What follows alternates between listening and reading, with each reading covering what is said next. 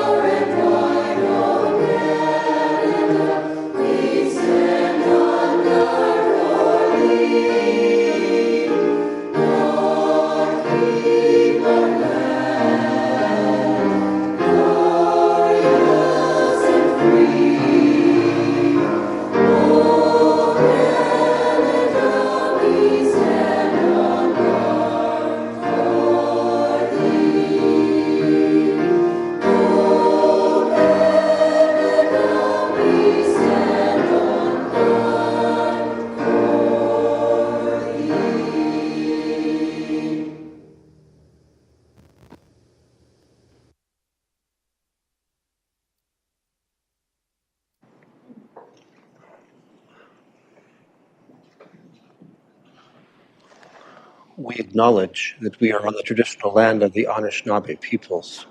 We wish to recognize the long history of Indigenous peoples in Canada and show our respect to them today.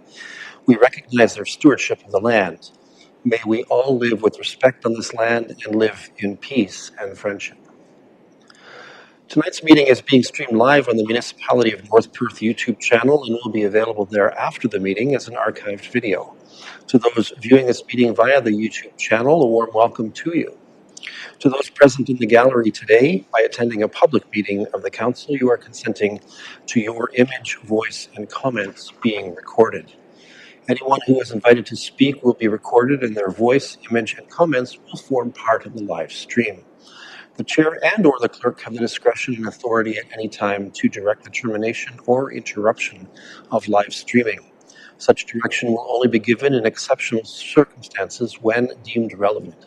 Circumstances may include instances where the content of debate is considered misleading, defamatory, or potentially inappropriate to be published. Attendees are advised that they may be subject to legal action if their actions result in inappropriate and or unacceptable behavior and or comments. Thank you. At this time, I invite your decorum over the course of the coming meeting. We do have regrets tonight from Councillor Mark Noordam, who is absent. Let us move to item 5 on our agenda pertaining to pecuniary interest. For the benefit of those unfamiliar with our council practices, provincial legislation requires councillors with a potential pecuniary or financial interest in any item at the council table to declare this interest and to remove her or himself from discussions and voting on the item. In accordance with recommended protocol at this time, I invite all councillors with a perceived pecuniary interest, including those who have declared in writing, to verbally advise the chair in public session and to submit documentation to this effect in writing to the clerk if not already done. Councillors are further reminded that should a potential conflict arise during the meeting, they may so declare and act at any point in the meeting. Colleagues, an invitation to you at this time, then, to declare pecuniary interest should you have any. All right, I'm not seeing any indication of that. So my role as chair prompts me to manage the flow of proceedings tonight and largely in accord with our agenda. We usually do have some who are participating remotely by web conference, including tonight. Should they wish to speak, they may draw the attention of the clerk to this using the conference technology's text chat function. If technical difficulties arise from remote participants, I certainly will attempt to advise. Let us now focus on the people's business. Part of that focus is achieved when those in the chamber silence and put away their phones. Regarding item 6 of our agenda, I have a motion before me for the approval of the agenda for tonight's meeting that reads as follows. That the agenda for tonight's meeting be approved. Can I call for a mover? Moved by Councillor Rothwell, thank you. And seconded by Councillor Anstead. Any discussion or debate? Seeing none, let's have that vote.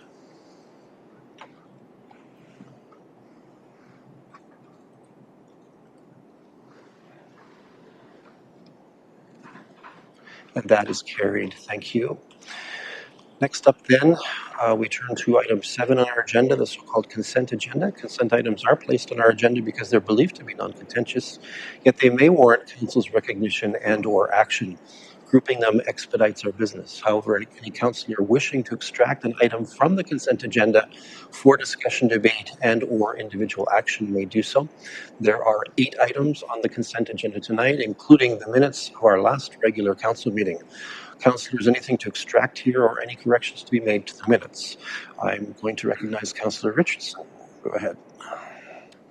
Thank you, and through you, item 7.6, please. Item 7.6, all right. Any other requests for extraction here? Councillor Rothwell. Thank you, Mayor Todd and Council. Item 7.4, please, as well. 7.4. Okay. Anyone else with an item tonight? Okay, why don't we do as we usually have done, and we'll turn our attention to item 7.6 first, because Councillor Richardson got in under the wire first. So, Councillor Richardson. Thank you, and through you, Mayor Kasenberg, I would like to bring to Council's attention that the town of Lincoln is lobbying the government to increase the funding for public library service, because the public libraries have not had an increase in their funding in over 25 years. And I feel that we should at least garner our support for that for all municipalities, that needs to change, because the service level is going down and down with incredibly limited funding, and 25 years is far too long. Okay, so I assume that you intend a motion of support for the letter from the town of Lincoln. Correct. I know some people there, and that it would be sent to the usual suspects at the discretion of the clerk. Correct. Moved by Councillor Richardson, seconded by Councillor Blazek. Thank you. Any discussion or debate on this one?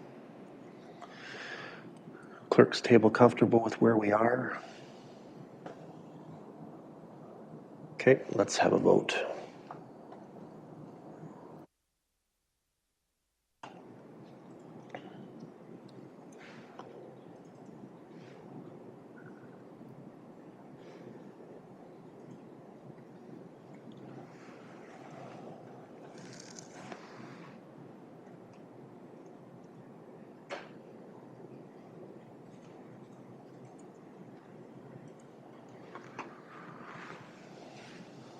And that is carried. Thank you, Councillor Richardson. Certainly an interesting effort. Councillor Rothwell is next. Let me get your microphone. Thank you, Mayor Todd, and through you for Council's consideration. Item 7.4 is correspondence from the Township of Pushlinch, resolution regarding support for the Clearview Township regarding cemetery administration management support.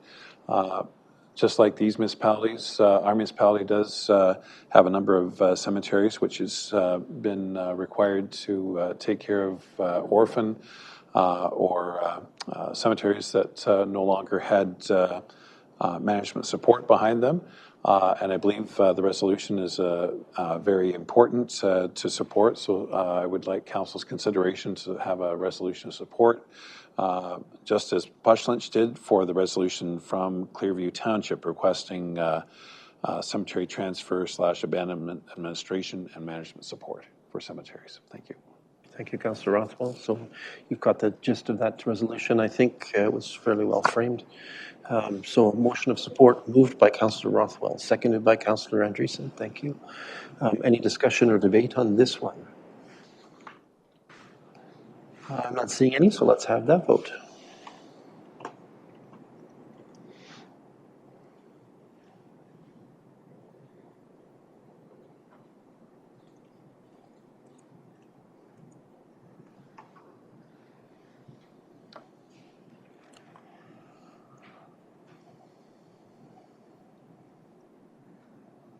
And that is carried. Thank you very much to both of you for pulling those. Right, let's consider the usual resolution with regards to the consent agenda, which we can now consider as follows. That consent items 7.1 to 7.8 be received for information, and the minutes of the February 26, 2024 regular council meeting be adopted. Can I call for a mover? Deputy Mayor Callum, thank you, and seconded by Councillor Andreessen. Thank you. Any discussion or debate generally on the consent agenda at this point? Seeing none, let's have that vote.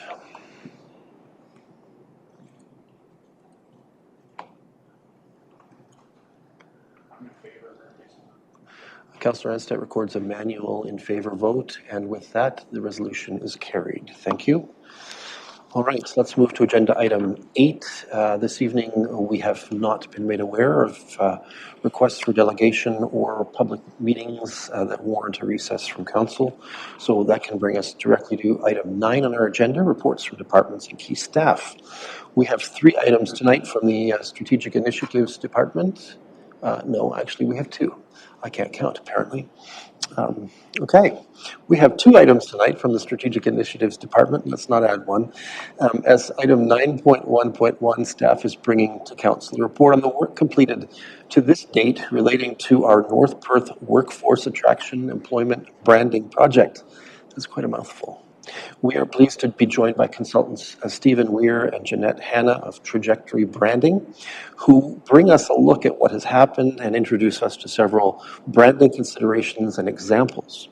I'm going to ask our Economic Development Coordinator, Kim Couch, who's with us tonight, to say a few initial words, and then she can turn over to Ms. Hanna and Mr. Weir at her convenience. Ms. Couch, welcome. Good evening, Mayor Kasenberg and members of council. We just do welcome Jeanette and Stephen of Trajectory Brands with us this evening. We will be doing an overview of the Rural Economic Development Project to date and all of the different activities and deliverables that will be upcoming in the next, and by the end of March, and just share some information for your review. Thank you to Mr. Weir and Ms. Hanna. It's over to you. Okay, thank you, Mayor Kassenberg, members of council. I'm going to try and share my screen here. Please, someone let me know if this works. Is everyone seeing my screen here in the presentation? Not at this moment, no. No, okay. Okay, just give me one more moment. Let's see here. There we go. We're good. Is that working? Oh, okay, there That's we go. working. Great. Mayor, council members, thank you very much for having us today. Very happy to be here. We shared, hopefully you've done some of the background reading because there's lots of words that you'll see on the screen today. But just to start at the beginning here, just to remind people, back in June, we responded to a request for proposals and we started working on a project to design and implement an employment landscape brand for North Perth to help stimulate employer branding across the businesses in the region and offer training, mentorship, tools, and resources. And so today, as Kim mentioned, we're going to take you just very kind of high level look at sort of the kind of nexus of the project, some of the insights, and where we're netting out with recommendations, and how we're going to implement this over the coming weeks and months. Just very quickly, the intention is to develop sort of an overarching North Perth attractor story. And so this is something that has relevance and would work for economic development and tourism, talent retention and recruitment, as well as building community pride. These all the story, how you tell, sort of how do you answer that question, why choose here, really can have positive effects on all three of these areas. When we think about talent retention and recruitment in particular, which is really the core focus here, there's a few different layers to that, and the messaging needs to speak to each of these. And so the first is really, why choose here? So, what the place story. The second is why work here? So how does place support the attraction efforts and recruitment efforts of local businesses and organizations? What role can the North Perth brand help play in that to support that? And then the third piece is public as champions. We want to create advocates, the sort of residents in the region. They will be your best attractor tools in how they tell the story. And so making sure that they are empowered, enabled, and believe in the story that we're telling is going to be critical. The quick look at the process. So the discovery and development phase, this was really about sort of pulling out insights. I'm going to share some of the engagement in just a moment. And then it was about building that brand. So really, what is the brand? How are we going to tell the story? And what are the key messaging? And then what does it look like? How do we package this up? Phase two was about developing some of the tools and resources. We're also going to share some of those with you today. So this is really, how do we activate this and make sure that we are providing businesses with tools and resources that are going to help them in their own efforts to promote and attract for the region. And then three, activating this. So we've got a number of ways we're going to make this real, how we're going to share all of this with the business and resources, as well as offer some training. So we're going to cover each of these three in just a moment. Some of the project engagement. So along with our core project team and steering committee consultation, we did 22 one-on-one interviews. You can see sort of the list. So a nice cross-section of sort of individuals representing different parts of North Perth, different perspectives, different lenses, different constituencies. And we also had a business survey that went out to business owners and major employers and HR individuals and representatives. Some of the key insights, key learnings. First off, I just want to say there was a very positive response to this initiative. People really appreciated that North Perth was going through this work. Folks were being consulted and were being engaged. So that was great. There was a lot of enthusiasm, but also a lot of need. When we hear about, why choose North Perth, some consistent themes, started to rise to the top. I won't kind of read each of these out. You'll see how these manifest through the recommendations in just a moment. But there really were a lot of consistencies throughout what we heard and what we saw. The second sort of area of insight is, what do some of the businesses need? How do we help make this real? And how do we empower and enable them with the tools? So, a few insights. One, just general awareness of some of the resources and tools offered by others was a little bit low. Again, I just want to qualify that, this is not we didn't get to speak to the entire region, but generally it felt a little bit low in some of the interviews and discussion with people that we had. Certainly there was opportunity for greater uptake. Also, the tools that people want, some social media content, updated web content. One of the biggest ones is a photography library. That is really, it's a really difficult thing to do well. And we're quite pleased with what we're able to deliver on that side, as well as some other tools. How do we enable, residents, locals? Can we create some communicator cheat sheets and tools and some brochures that are really going to help sort of get the story out and offer additional messaging, collaterals, and answers to, not, sort of why choose North Perth, but why choose this specific business that's in North Perth. They need to see what's there for them, a family, where they are in life. And so some pieces that really help support that as well. From the insights, there were 4 key brand pillars that emerge, and it's how we tell, the most authentic, relevant, and compelling North Perth story. And I'm going to ask Jeanette to speak to these, the 4 pillars, please. Sure. So thanks, Stephen. And What was great is there was a lot of consensus with everybody through the interviews, the workshops, and the surveys, that these in combination, these four told a really rich story, that will be attractive to the audiences you want to speak to. So first one is a place that's cultivating careers, the well-connected advantages, and show that means has many dimensions to it. A place you can feel you belong, so that sense of hometown belonging, and also a place that's actively supporting the outreach to potential employees. So we'll just walk through each one of these. I'm not going to read the whole thing, but just give you a flavor for each of the pillars. And with each one, we have a number of proof points. So that's the important thing. We can back all this up with really substantive information.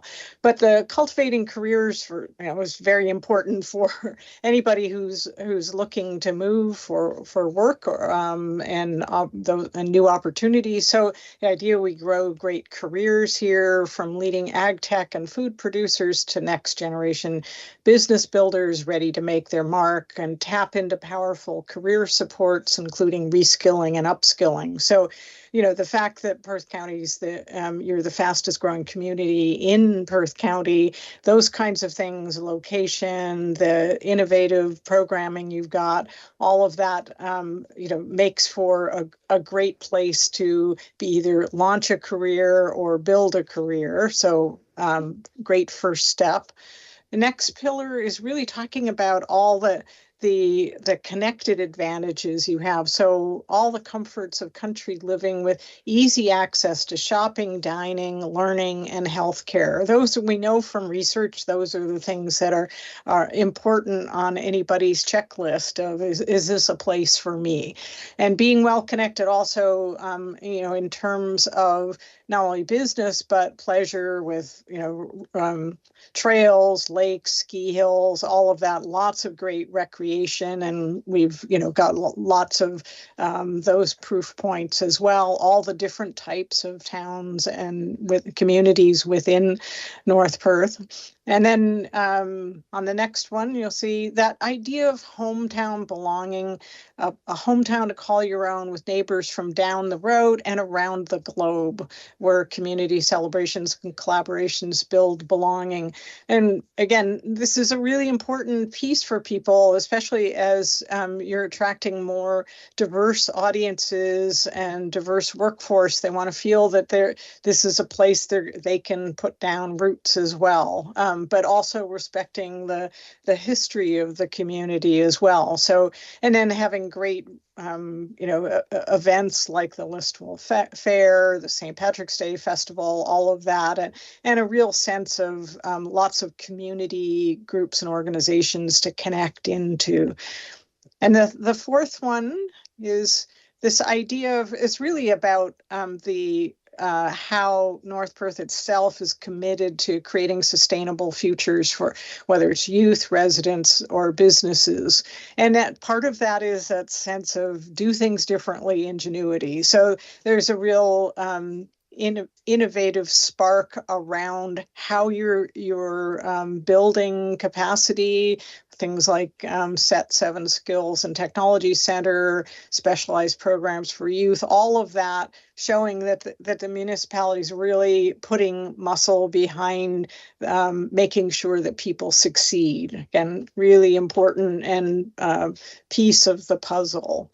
So when we put all those together, then we've got the outline of a really compelling story about a place that people can grow. There's opportunity. They're going to have all the advantages, the sort of Goldilocks of the country living, but access to all the things that you also want in terms of shopping, dining, learning, healthcare, a place you can belong, and a place that's really committed to helping people succeed.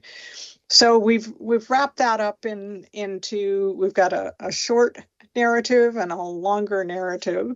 I'm not going to read this word for word, but we've got versions of this for employers who can. It's a way to augment their own recruitment marketing. So they're, here's the work that we have available for you, and you get to live in this great community, and it has, all the advantages based on those pillars that you see there. So we've got narrative that people can use, short blurbs on the website or a longer story in a brochure, that kind of thing.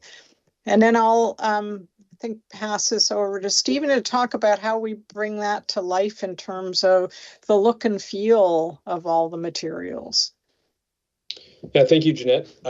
So we're going to introduce some of the materials in just a moment, but we did make some small little updates, and one thing I will call out is we did make a small little change to the logo here, and it's really just an accessibility update. The established 1998 was in sort of the yellow or gold color, and we changed that to the blue to make it more accessible and meet AODA compliance. And same thing with the flame, we changed a bit of the flame. But really the important pieces here is we introduced some secondary colors to just sort of liven things up a little bit.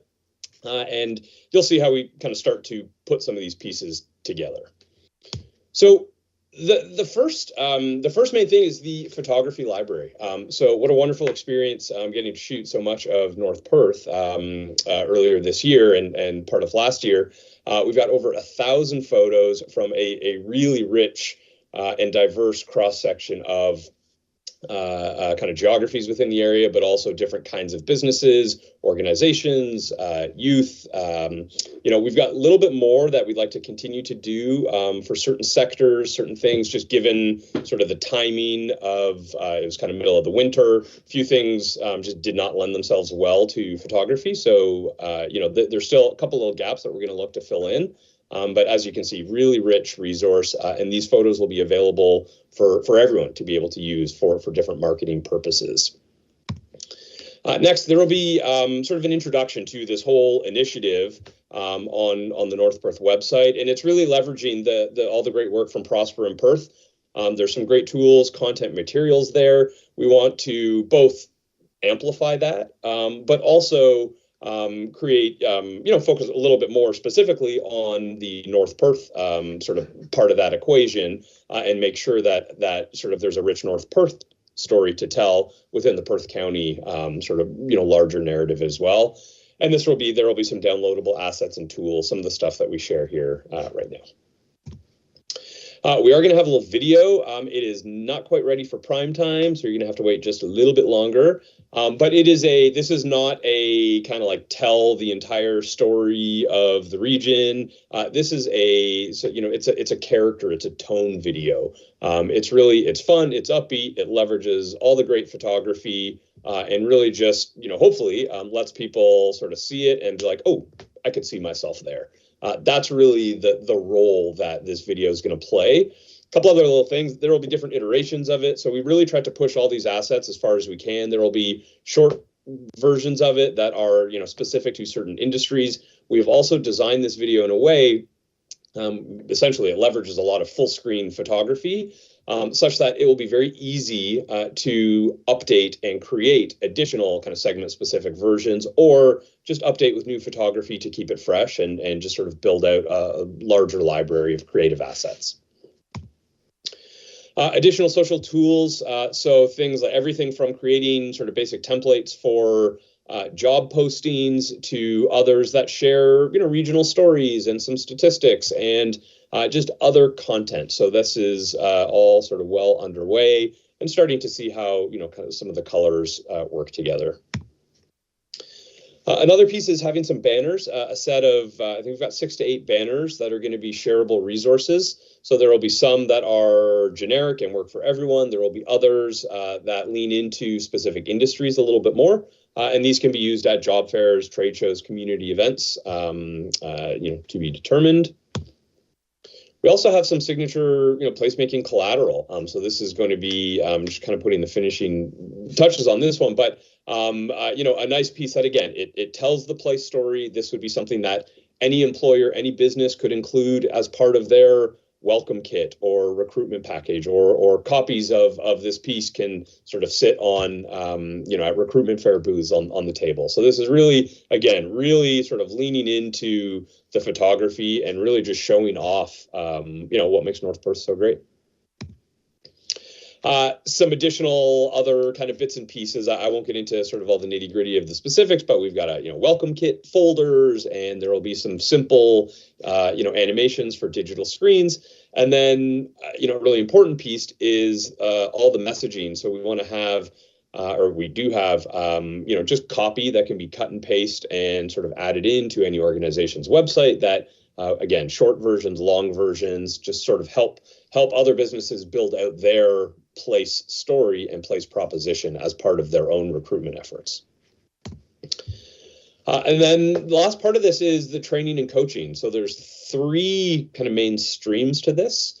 The first stream is really about, for the broader business community and employers. And so we've got a couple of workshops planned. The first one, I believe, is booked for March 19th.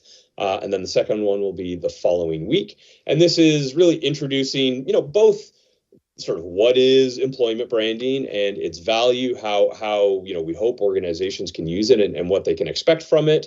We're going to introduce all of this work and then provide a little more detailed overviews on the new tools, how they can use them, where they live, where they can exist, how they can access them. Really, try and make it, remove as many barriers, make access to these tools as frictionless as possible for people. Second piece is doing some working sessions and training with individual businesses and organizations. So a lot of similar content to the employer workshops, but we're able to go deeper. We're also able to work with them on sort of how they're thinking about their own recruitment brand, and are there opportunities to not just incorporate this strong North Perth story into it, but what else can individual organizations be doing to enhance their own recruitment efforts. And then the third piece, which planning is in progress, I can't share the details just yet, but something specific to students. This would lean a little bit more into not so much about kind of telling the story, but kind of sharing resources, being clear about, where can you find out who's hiring, what are the opportunities, and really just, almost reintroducing the sort of employment opportunities in North Perth to students. These are the 3 approaches we have here. And so really, this is the recap. When we put it together, the goal was to, design and implement this employment landscape brand and then build out some tools to introduce it. And so we've got our brand story, key messaging that modulates for different audiences in different ways, different needs, a nice suite of shareable tools and resources that really kind of starts with the, 1,000+ image photography library. And then the mentorship and training. So making sure that North Perth businesses know how to access this, they know how to leverage it and use it, as well as starting to kind of work with folks to put in some metrics so we can actually track the success of this initiative over time. That's it. Welcome any questions or discussion, and I will stop presenting, but happy to pull this back up if anyone would like. All right, thank you, team from Trajectory. Colleagues, this is an opportunity to ask questions, first comments on this, how you're feeling about it. And let's start with Councillor Blazek. Thank you so much, and through you, Mayor. Thank you, Jeanette and Stephen, for your presentation. This is really exciting stuff. I think it's great that we're giving employers the opportunity to help other people see the beauty that we see in North Perth. As I was reviewing this presentation over the weekend and looking through these slides tonight, I noticed that the photographs included depict primarily, not entirely, but primarily white faces and people with without visible disabilities. And while I can appreciate that this is what makes up the majority of our community, this isn't the entirety of our community. And so I know that you said that there are some changes to come, and my hope is that going forward, the imagery surrounding this campaign better reflects the diversity and inclusivity that we have here. Thank you, Councillor Blazek. Did you wish to respond, Team Trajectory? Just briefly, in that we agree 100%. We are aware. So this is a but a small sample of the totality of the photography that we have, and so a lot of it is still being processed and worked. So we do have more than perhaps was kind of shared and shown today. It is also we're very conscious of that. For any additional photography that will be done, greater effort needs to be put into ensuring that we do have that diversity. Thank you.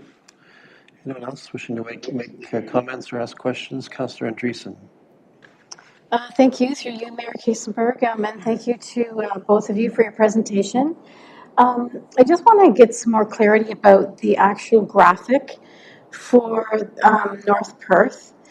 It seems to me, and correct me, so I'm just understanding that there would be a change to the colors of the date. Are there any other proposed changes to the graphic for branding? So I'll clarify. There are two things. The only changes are to the date as well as to the flame. You currently use 2 shades of blue, and we've used a single shade of blue for that, again, for just reproduction and accessibility requirements. Those are the only changes. I also want to suggest that these changes are only for the workforce attraction employment branding materials that we are creating. This is sort of for North Perth wide communications branding, a little sort of outside of the scope and kind of domain here. I would argue it would be worth considering making that update formally, but for now, anyways, there's no intention to change anything other than new materials that are being created as part of this initiative. Okay, so there wasn't any further intention about further branding then? I'll defer to Kim if you want to address that, okay. Perhaps. If I understand the question, you're saying, was there any intention to reevaluate or further evaluate the corporate the brand? Yeah. And I think generally the mandate was not that, but we'll let Ms. Couch comment. Go ahead.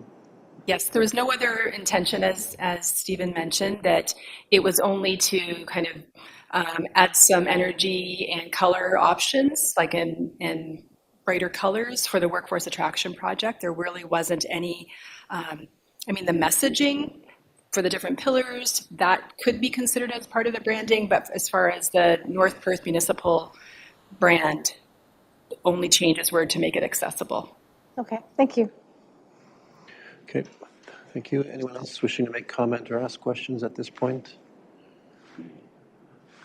Okay, I'm not seeing any, so I think we have a resolution on this one for information purposes as follows: that the Council of the Municipality of North Perth receives the North Perth Workforce Attraction Employment Branding Project Update presentation for information. Can I call for a mover on this? Councillor Johnston, thank you, and seconded by Councillor Richardson. Discussion or debate? Seeing none, let's have that vote.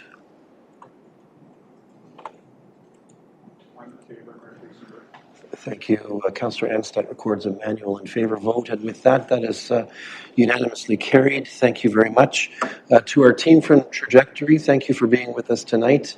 I'm very excited about this work, and I think that it represents a whole lot of opportunity for our community in a myriad of ways that will really sort of juice how we present ourselves and our reputation in the process, which is very exciting. So thank you so much. And Ms. Couch, you're not up next. You're done. You're done. All right, she's getting up and moving in here, and I'm thinking she's coming back.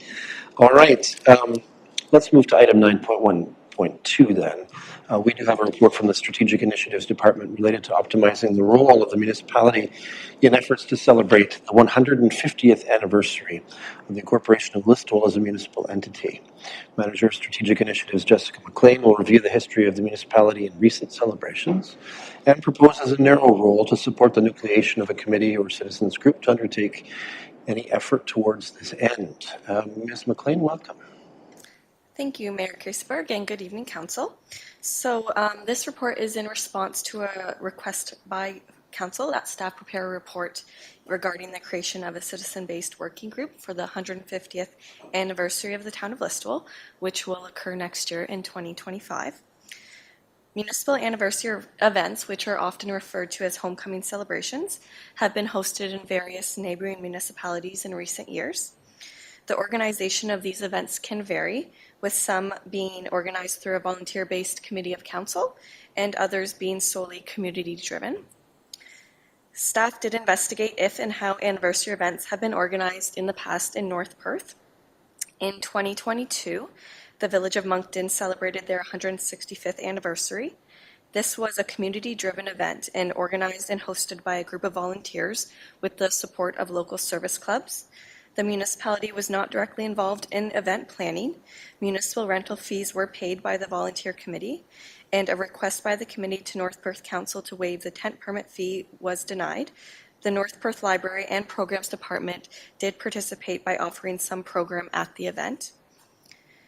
Therefore, based on prior events, staff are proposing that the municipality prepare some advertisements to create more awareness of Listowel's upcoming anniversary and promote the opportunity for volunteers to come together and consider plans for a celebration in 2025. Staff could collect the names and connect interested individuals to one another, but would have limited involvement in continued planning, and I can answer any questions council may have. Okay, questions or first comments on this? Councillor Andreessen. Thank you, through you, Mayor Kiesenberg. The other recommendation I would make would be to contact local service organizations, because their current events for next year could include celebrations that would match our anniversary. And if we contact them directly, even by letter or by email, they are in the planning stages for next year. They might think about that. So for instance, Patty Fest or Listowel Fair or any other event could have a component of an anniversary to it too. Yeah.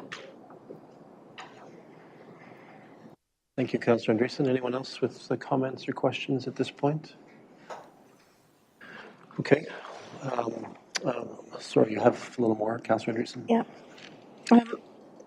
So in the report, you talked about that volunteer committees could come together and work on different scenarios or celebrations, correct? Would that be something that the council or the municipality would be seeking out, or would it just be kind of a naturalized type of project volunteers might take on? So we're recommending, based on prior events, that it would be more of a community-driven grassroots type of event, but we could start by raising awareness of it and connecting individuals and service clubs to one another that have the same interest. My only question is that there is no budget for this, from what we're stating in this. And I understand we haven't done that in the past, and I know we haven't budgeted for it. Typically, these kinds of events require a lot of investment, and bookings, and locations and entertainment. It can be quite costly for a small group to invest on their own, and I'm just having some empathy for a group that might want to do that without any kind of budget consideration. So I don't know what the solution is, but it's crossing my mind at this point. Thank you. Okay, thank you, Councillor Andreessen. I think, at this stage, what we are given to understand is that staff will help nucleate a sort of a steering group of interested citizens. And at that point, if that steering group at any point decides it needs to come to council to look for various types of support, it can do so on its own initiative. That's fair? Right. Okay.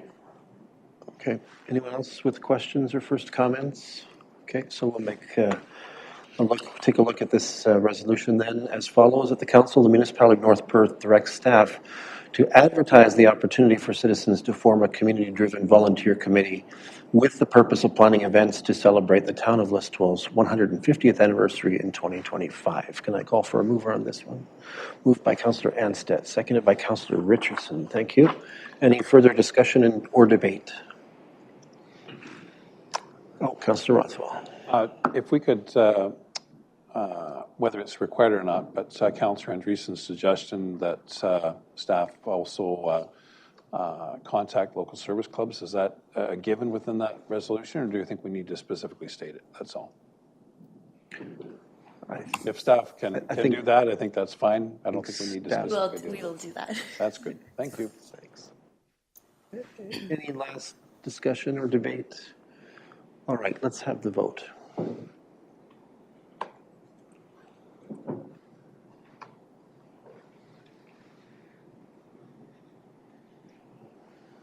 And that is carried. Thank you, Ms. McLean. All right, that allows us to turn to item 9.2, reports from the Corporate Services Department. As item 9.2.1 on our agenda, we have a report from Clerk Carter advising us that our number has been called, so to speak, by the province of Ontario for consideration of changes to operations related to marriage licenses. I'm going to ask Ms. Carter to explain. The floor is yours. Thank you, Mayor Kasenberg. Through you to members of council. The Marriage License Modernization Program is an initiative that aims to streamline and transform both the paper-based marriage license application process for applicants and the issuance process for municipalities in Ontario by moving towards a digital delivery model. So municipalities across Ontario are being selected in phases. The first phase was in March 2023, the second phase was October 2023, and now they're on to the third phase, which North Perth has been selected to participate in. It's expected that if we enter the participation agreement, that this will hopefully be rolling by April of 2024.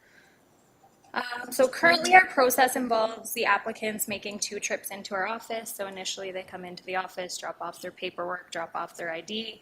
Staff will review and issue the license. Then we make an appointment for them to come back in. The hope is that by switching to this digital program, they can log in online, upload their application, all supporting ID and documents that they need.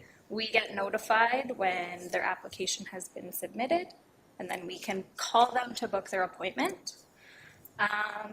So this will eliminate the need for 2 trips into our office. At the same time, we will continue to accept and process paper applications for those residents that don't have access to the internet. Implementation is as simple as us embedding a link from the province onto our website, and there's no financial implications associated with participation. So at this time, looking for council's approval to enter into a participation agreement. Okay, thanks, Clerk Carter. Comments, questions at this point around this matter? I think this looks like a reduction of red tape kind of initiative.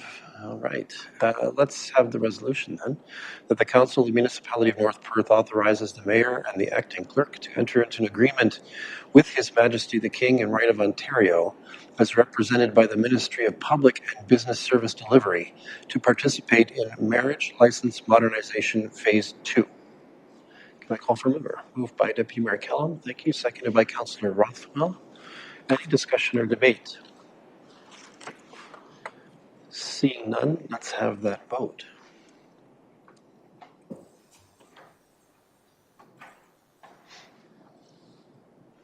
And that is carried. Thank you, Clerk Carter, on that one. You're back for item 9.2.2 on our agenda. We see for the first time fruits of the work that has been happening to modernize the municipality's code of conduct for council committees and boards. Council commissioned a governance committee in this term of office, and they have been meeting regularly to move through several items to modernize our processes and frameworks for accountability. This code of conduct revision comes with input from our current integrity commissioner, Mr. Guy Giorno.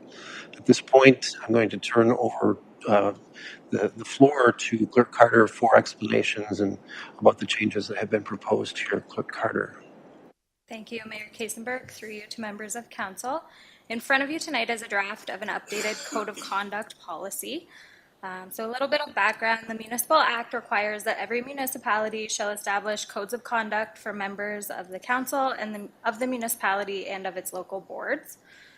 With the establishment of the Governance Review Committee in 2023, we were able to do a fulsome review of the Code of Conduct.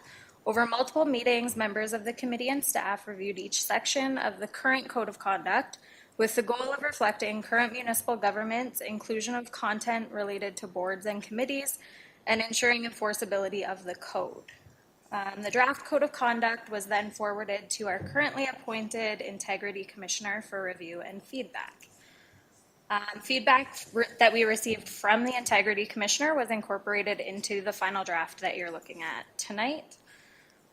So I'll just walk through some of the key changes that have been made to the Code of Conduct. So to the entire document, we've updated formatting and moved to the current North Perth policy template. The biggest change that you'll note is we incorporated language regarding local boards and committees, which our current Code of Conduct is missing.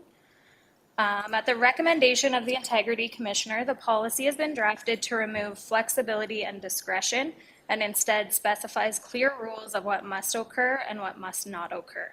This ensures consistent enforcement regardless of who is investigating. The scope and application section, which is section 2, clearly identifies which section of the code are rules that are subject to a complaint or an inquiry. Section 4 is the principles. So this outlines various pieces of legislation and procedures that inform the Code of Conduct. And this section of the policy is not enforceable, so it's not subject to investigations. Section 5, we get into the policy content. So this is the section that contains all of the rules, and this is the section that is enforceable by the Integrity Commissioner.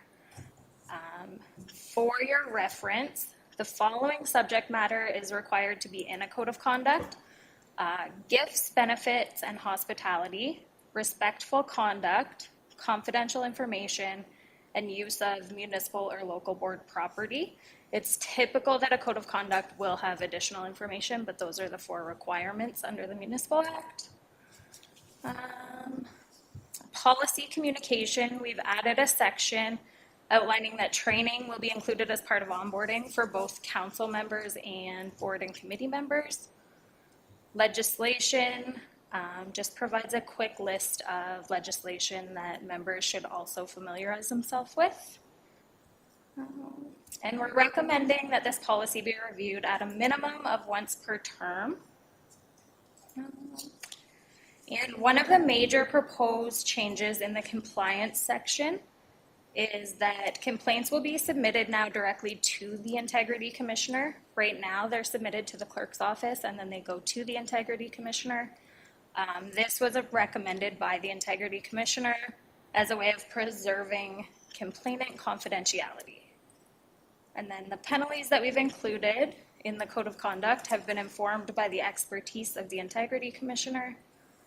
And then Schedule A has been taken from our current agreement with the Integrity Commissioner, and that will be changed every time we enter into a new agreement. Happy to answer any questions that you might have. All right, colleagues, important stuff. Questions or first comments?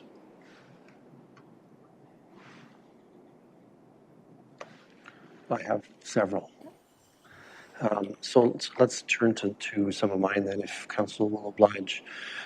First, we use early on in the document a reference to advisory committees.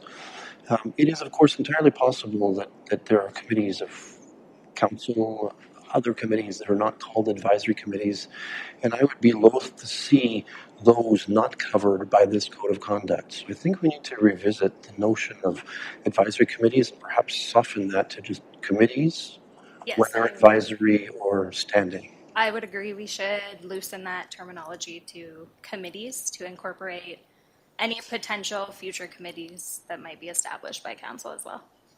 Okay, thank you. Under 5.2A, there's some sort of curious language which could lead, I think, to some misinterpretation.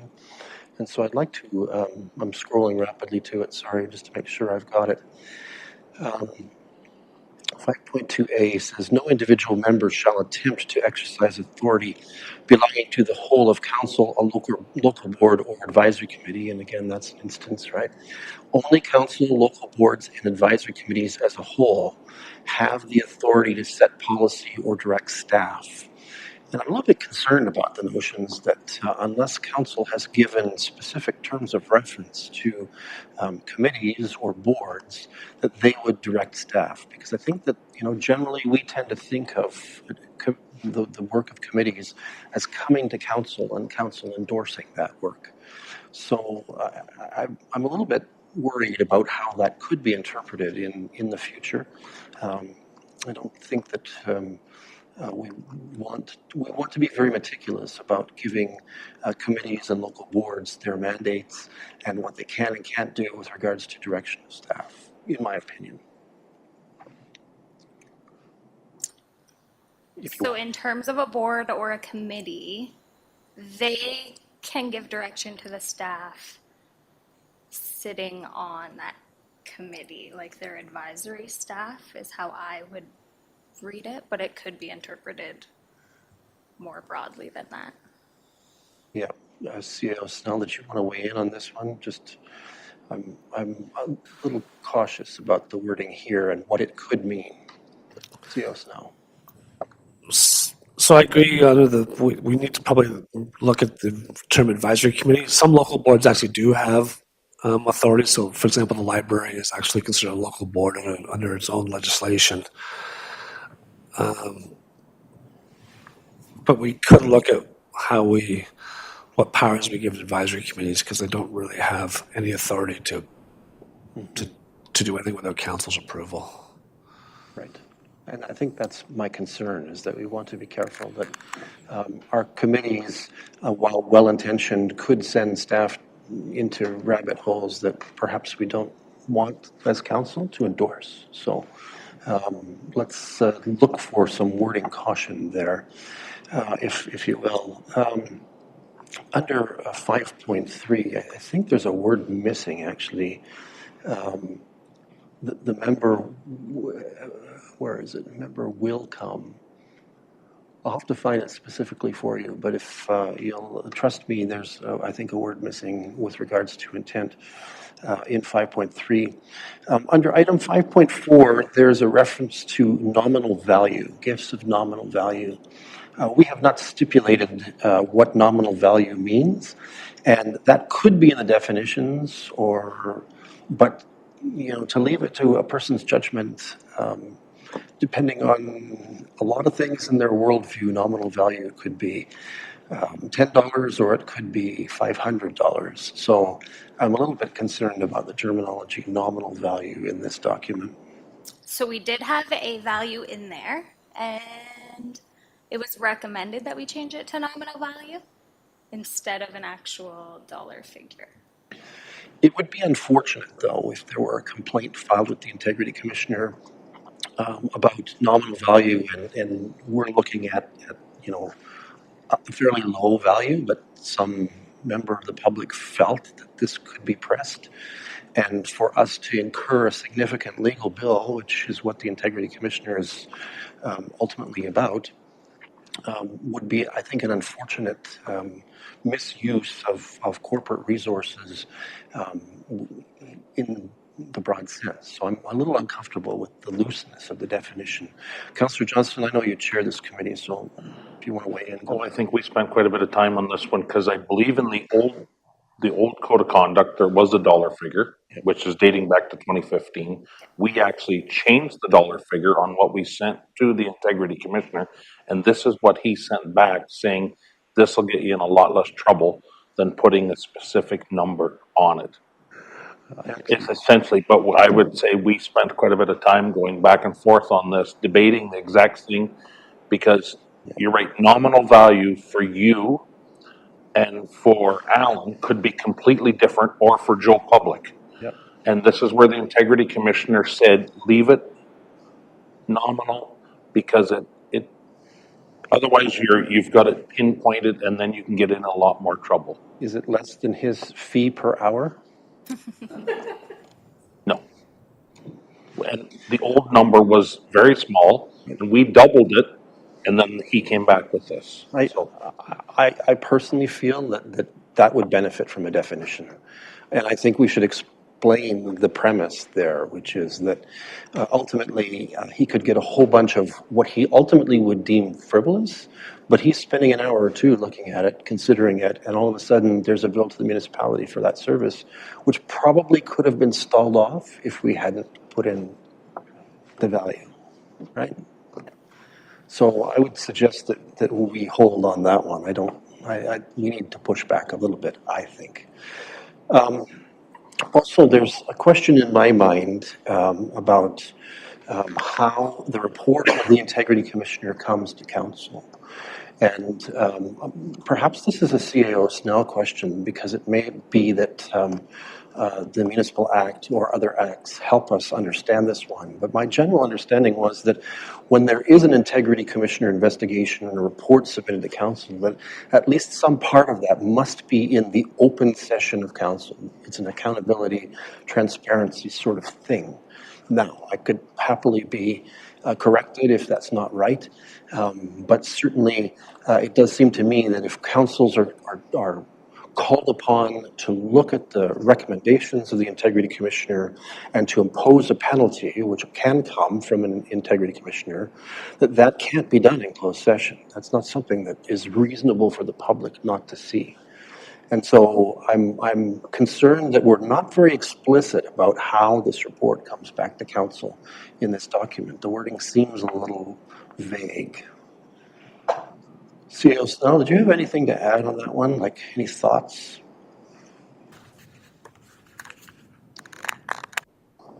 Well, certainly, I think the clerk could help me on this, but I would think any report would have to meet one of the other closed session requirements for it to be considered in camera.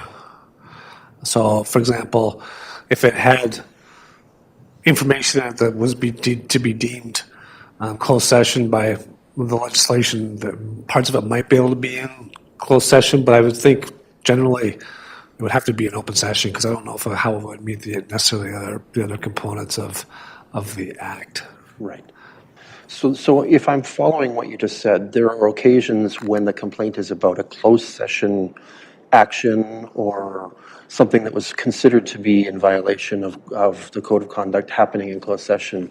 But even then, while the details may not spill out into the public reporting, the fact that there's a proposition for a penalty to be applied needs to be done in public session, no? Yeah, okay.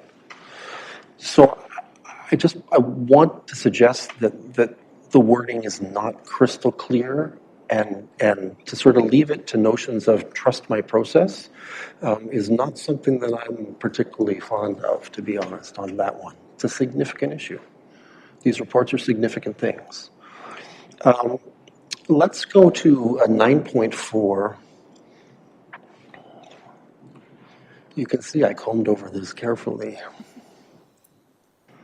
Under 9.4, there's a penalty process here that talks about council under item C, subsection C, removing committee assignments.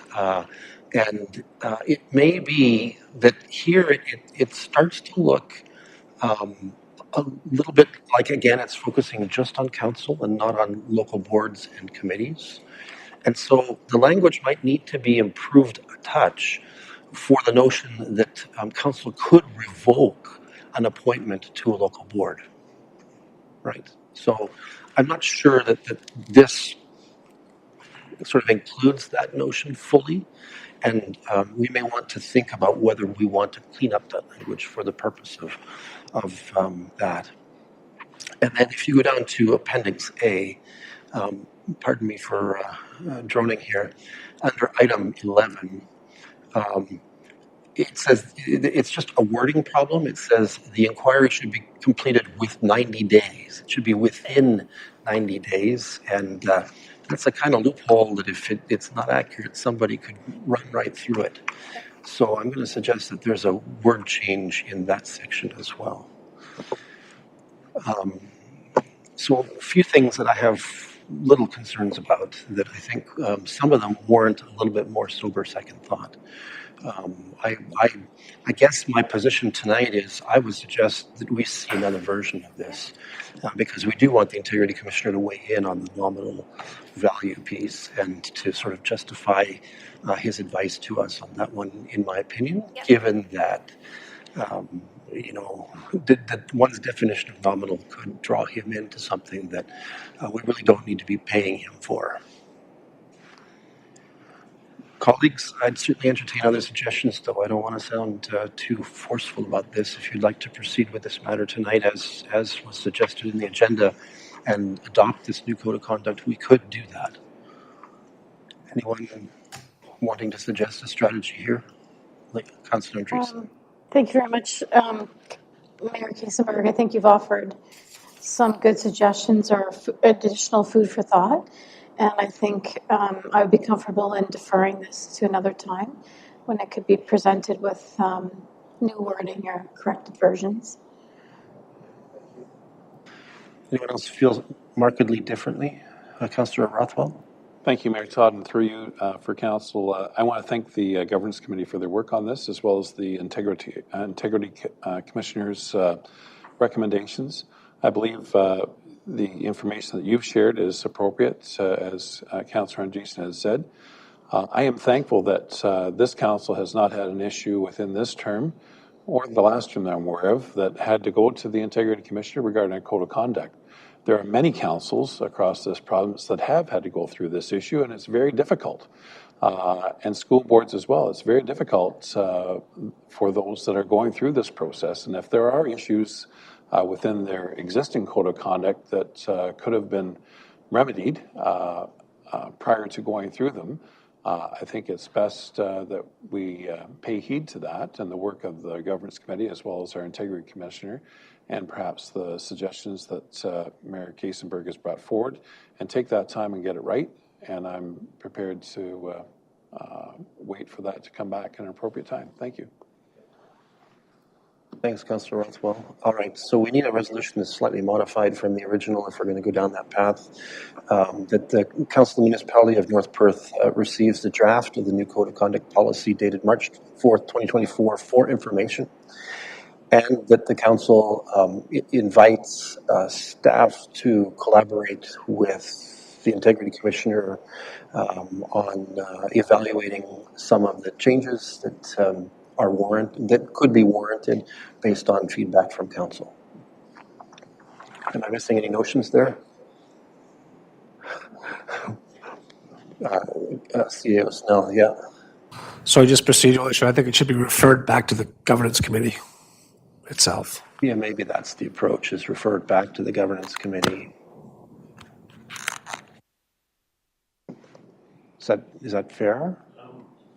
Councillor Johnston. The big point would be the nominal, and I think Sarah's notes back from the Integrity Commissioner may answer that question quickly. But I do think it should come to, if we do, Sarah, if we look at that's the first in our Governance Committee in April, we could have it back to Council then right away again. We've been operating under the old one since 2015. Yes, so we could bring it back on April 15th. To Council. Yep. And we could review it at our governance first week of April. Yep. Or if you're ready to go later in March, we could almost have another governance meeting the end of March if we wanted to, if you're ready. So I think the resolution needs to allow for some direction to staff. I hear CEO Snell's comments, but to sort of explore some of the issues that were raised, and then refer it back, a next draft to the Governance Committee for consideration. And if you're ready in 2 weeks, governance can bump forward. Okay, I think our next council meeting that it could come back to is April 15th, regardless. Okay. So then let's do that. Let's do it in April. Okay. Sounds good. Thank you, Councillor Johnston, for the logistics support. All right.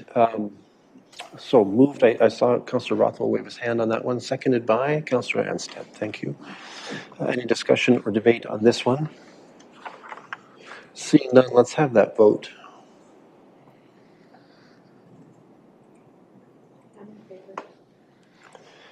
Okay. Councillor Andreessen records a manual in favor vote, and that is unanimously carried. Thank you very much for all the work that has been done by our colleagues on this. It is a substantial effort, and it's not the most glamorous work. Yes, indeed. And it needs more pizza. My advice to the committee is more pizza. All right. Thank you. Let's move on to item 10 on our agenda then. For item 10, councillors, are there any reports you would like to ask of staff or of our committees at this time? I'm not seeing any hands waving at me, so let's move on then to item 11. We have received no items of correspondence for our disposition beyond that we saw in the consent agenda, where we did take a few actions. Let's move on then to item 12. We don't have any bylaws to be considered or deliberated upon tonight, so that allows us to move on to item 13. For item 13.1, do any councillors wish leave to give notice of motion tonight? I'm not seeing any indication of that, so let's move to item 14. For item 14, are there any announcements that would be of benefit to our community or that reflect well on North Perth at this time? And of course, we always invite, if we have any who are still connected remotely, if they wish to share or they came on for that purpose. Councillor Blazek looks excited. Councillor Blazek. Thank you, through you, Mayor. I am excited because Patty Fest is coming up next week, and it is an event that is near and dear to my heart. So I just wanted to, if I may, on behalf of council, wish everybody a very safe, very exciting, and hopefully prosperous Patty Fest. Thank you. Well said. Anyone else wishing to offer an announcement of benefit to North Perth? Councillor Rothwell. Thanks very much, Mayor Todd and Council. Not quite as exciting as Patty Fest. I just want to announce that CAO Snell and I attended the Perth Huron Builders Association Municipal Breakfast last Friday in Mitchell, and the topic was the dollars and cents of housing. And it was a very well attended event, and Builders Association has shared some of their challenges and ongoing discussions that they're willing to have with their municipal liaison committee. So I know CAO Snell and other staff within our municipality will be, I'm sure, taking them up on those opportunities. And we look forward to further discussion on that issue specifically in our community. Thank you. Thanks for that report. All right. Anyone else? All right, that allows us to move on to item 15 on our agenda. We do have one item to be considered in a closed session of council. I have a resolution for allowing that to happen as follows. The council proceeds in camera at 8:13 p.m. to address a matter pertaining to the following: a proposed or pending acquisition or disposition of land by the municipality or local board regarding Plan 44M10 Part Block 39 Registered Plan 44R 3986 PT Part 1 Nelson Avenue South. Can I call for a mover to that effect? Councillor Richardson, thank you. Seconded by Councillor Blazek. Any discussion or debate on this? Seeing none, let's have that vote.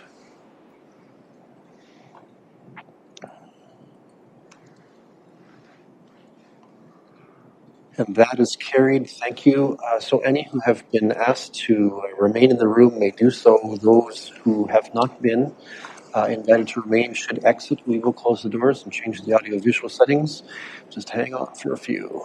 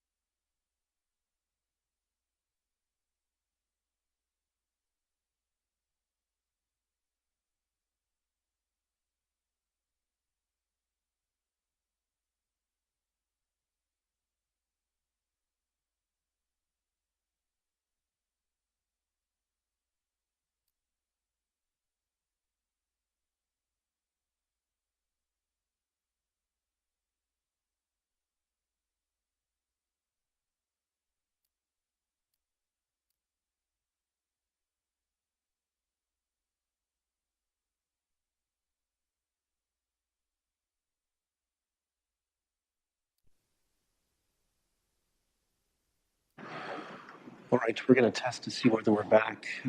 Councillor Richardson is our wonderful, loyal person who checks to see that our audiovisual is back after closed session. We're grateful for that.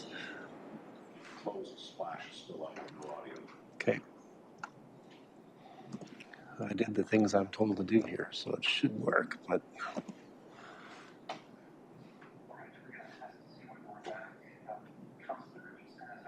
All right, we're back. Very good. So that brings us to item 16 on our agenda, which is a report to the open session about our closed session. I can confirm that council did discuss the matter identified in our enabling resolution for a closed session meeting of council and did give staff direction pertaining to this matter, the essence of which will remain confidential at this time for the reasons that were stipulated in our enablement resolution.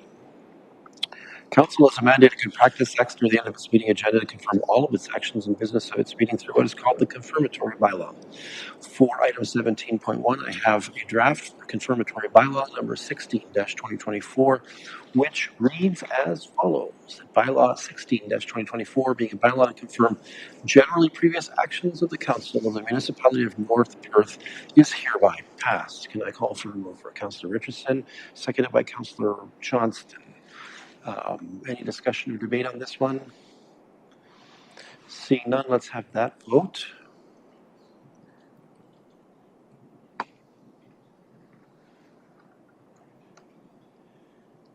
And that is carried.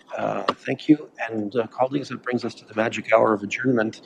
We did complete deliberation and take action on the things that were put before us tonight. It is therefore appropriate to consider adjournment as follows. The council meeting adjourns at 8:41 p.m. to meet again for general council business on Monday, March 18th, 2024 at 7 p.m. Moved by Councillor Rothman, seconded by Councillor Anstead. It's not debatable. Let's have that vote.